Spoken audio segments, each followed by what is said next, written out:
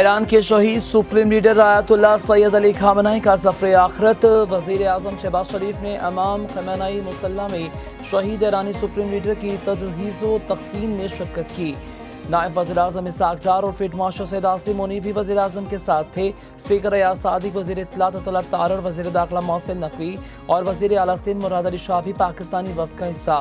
وزیر اعظم شہباز شریف نے ایرانی صدر مسعود پزشکیان، اسپیکر باقر کلباغ اور وزیر خارجہ عباس عراقچی سے تعزیت کی۔ وزیر اعظم شہباز شریف کا شہید آیت اللہ خامنہئی کو خراج عقیدت۔ پاکستانی وفد کی شہید آیت اللہ خامنہئی کے لیے بلندی درجات کی دعا۔ وزیر اعظم کی تہران آمد پر مہر آباد ہوائی اڈے پر ایرانی وزیر داخلہ سکندر مومنی، پاکستانی سفیر عمران صدیقی اور دیگر حکام نے پرتپاک استقبال کیا۔ فیلڈ مارشل سید عاصم منیر کی ایران کے وزیر خارجہ عباس عراقچی سے تہران میں ملاقات۔ فیلڈ مارشل نے شہید آیت اللہ علی خامنہئی کی ایران کے لیے خدمات کو خراج عقیدت پیش کیا۔ فیلڈ مارشل ایران کے شہید سپریم لیڈر کی آخری رسومات میں شرکت کے لیے تہران گئے۔ ایران کے وزیر دفاع، وزیر داخلہ اور دیگر حکام نے استقبال کیا۔ فیلڈ مارشل عاصم منیر ایران کے شہید سپریم لیڈر کی نماز جنازہ میں شرکت کے بعد وطن واپس روانہ۔ ایرانی وزیر داخلہ سکندر مومنی اور اعلیٰ سول اور ملٹری حکام نے فیلڈ مارشل کو الوداع کیا۔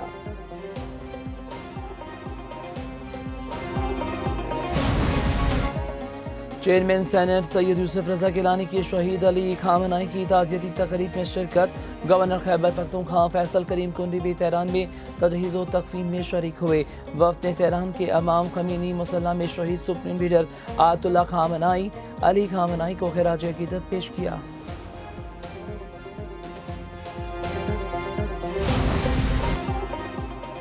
ایران کے شہید سپریم لیڈر آیت اللہ سید علی خامنہئی کی تعزیتی تقریبات۔ کئی ملکوں کے سربراہوں، وفود اور شخصیات کی تہران آمد۔ علی خامنہئی اور شہید اہل خانہ کے جسد خاکی مسجد میں رکھے گئے۔ عراق، ترکمانستان اور تاجکستان کے صدور، ترکیہ کے نائب صدر کی تہران آمد۔ Azerbaijan, Uzbekistan, Georgia, Armenia, Belarus, Qatar, Bangladesh کے وفود کی شرکت۔ شام، لبنان، مراکش، Indonesia, Afghanistan, Thailand, Germany, Bharat اور دیگر ملکوں کے وفود شریک ہوئے۔ وفود کی ایرانی صدر مسعود پزشکیان سے تعزیت، شہید علی خامنہئی کو خراج عقیدت اور ایرانی عوام سے اظہار یکجہتی۔ گرینڈ مصلی میں عوام کو آج شہید کا آخری دیدار کرایا جائے گا۔ پیر کو تہران میں جنازے کا مرکزی جلوس ہوگا۔ علی خامنہئی شہید کی تدفین ہوائی شہر مشہد میں 9 جولائی کو ہوگی۔ جنازے میں 1.5 سے 2 کروڑ افراد کی شرکت متوقع۔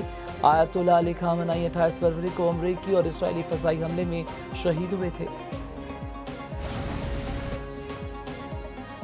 وزیر اعظم شہباز شریف ترکیہ کے 2 روزہ دورے پر استنبول پہنچ گئے۔ استنبول ایئرپورٹ پر ترک وزیر تجارت عمر بلوچ، پاکستانی سفیر یوسف جنید اور دیگر حکام نے استقبال کیا۔ نائب وزیر اعظم اسحاق ڈار، وزیر اطلاعات طلعت طارر بھی وزیر اعظم کے ہمراہ موجود۔ وزیر اعظم ترکیہ کے صدر طیب اردوان کی دعوت پر استنبول پہنچے۔ دونوں رہنماؤں کا پاک ترکیہ تعلقات اور علاقائی امن کے امور پر بات چیت کریں گے۔ تجارت اور سرمایہ کاری میں تعاون بڑھانے پر توجہ دی جائے گی۔ وزیر اعظم استنبول میں پاکستان کی میزبانی میں بزنس کانفرنس سے خطاب بھی کریں گے۔ شہید خامنہئی کے جنازے کے دوران حملہ ہوا تو جواب نہایت سخت ہوگا۔ ترجمان پاسداران انقلاب نے کہا ہے کہ مخالفین شہید سپریم لیڈر کے جنازے کے دوران حملے سے پہلے 2 بار سوچ لیں۔ ابنائے حماس ایران کا حصہ ہے۔ امریکہ کے لیے کھیل کا میدان نہیں۔ کسی بھی مداخلت کا فوری جواب دیا جائے گا۔ وزیر خارجہ عباس عراقچی کہتے ہیں پائیدار امن صرف بیرونی مداخلت کے بغیر ممکن ہے۔ امریکی فوج خطے میں سیکیورٹی نہیں بے امنی لائی۔ غیر ملکی طاقتیں خود اپنا تحفظ کرنے کے قابل بھی نہیں۔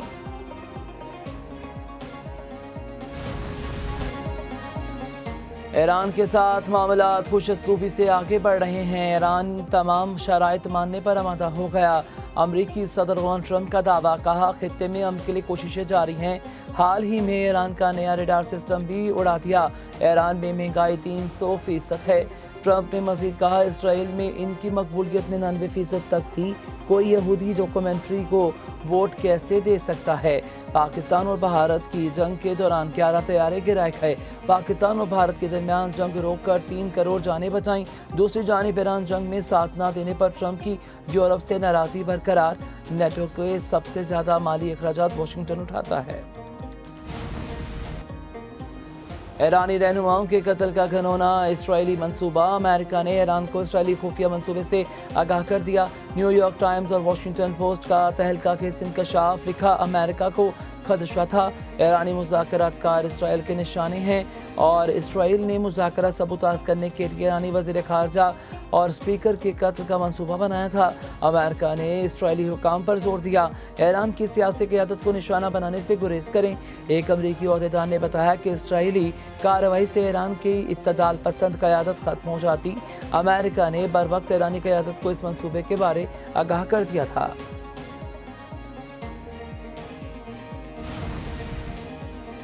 حکومت نے پیٹرولیم مصنوعات کی قیمتوں میں کمی کر دی، پیٹرول اور ڈیزل کی قیمت میں 1.97 فی لیٹر کمی، پیٹرول کی نئی قیمت 297 روپے 53 پیسے فی لیٹر ہو گئی، ہائی سپیڈ ڈیزل کی نئی قیمت 309 روپے 50 پیسے فی لیٹر مقرر۔ حکومت نے پیٹرولیم مصنوعات کی قیمتوں میں کمی کا نوٹیفیکیشن بھی جاری کر دیا۔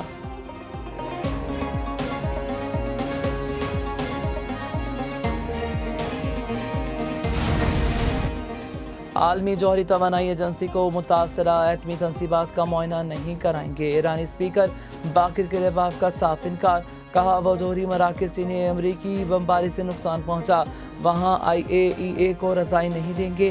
دوسری جانب سربراہ IAEA رافیل گروسی نے کہا ہے ایران کا افسودہ یورینیم ممکنہ طور پر جوہری تنصیبات میں موجود ہے، افسودہ یورینیم کی تصدیق کے لیے متاثرہ تنصیبات کا معائنہ ضروری ہے۔ حملوں سے قبل یورینیم منتقلی کے شواہد نہیں ملے تھے، بعض جوہری تنصیبات کو حملے سے شدید نقصان پہنچا، کئی حصوں تک رسائی ممکن نہیں رہی۔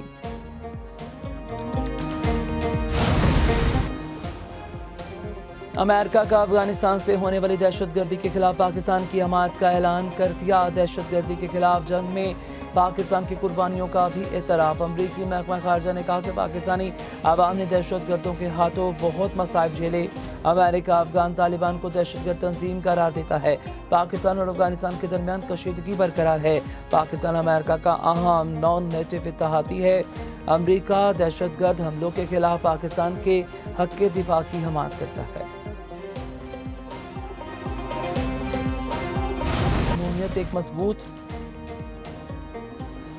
بھارت پورے خطے بالخصوص پاکستان میں عدم استحکام پھیلا رہا ہے، اعلیٰ سیکیورٹی عہدیدار کی میڈیا انفلوئنسرز کے ساتھ بھارت کے موضوع پر اہم نشست، سیکیورٹی ذرائع کے مطابق بھارتی فوج BJP کی مستبد اور مذہبی سیاست کے نظر ہو چکی، ہندوتوا نظریہ بھارت کے سیکولر تشخیص کو شدید متاثر کر چکا، اکھنڈ بھارت کا تصور توسیع پسندانہ عزائم کی عکاسی کرتا ہے، بھارتی میڈیا اور سیاستدان پاکستان کے خلاف بیانیاں بنانے میں الجھے رہتے ہیں، کل عدم جوائنٹ عوامی ایکشن کمیٹی کی لیڈرشپ بھارتی ایجنڈے پر عمل پیرا ہے، پاکستانی عوام بھارت سے کبھی مربوط بھی نہ ہوگی۔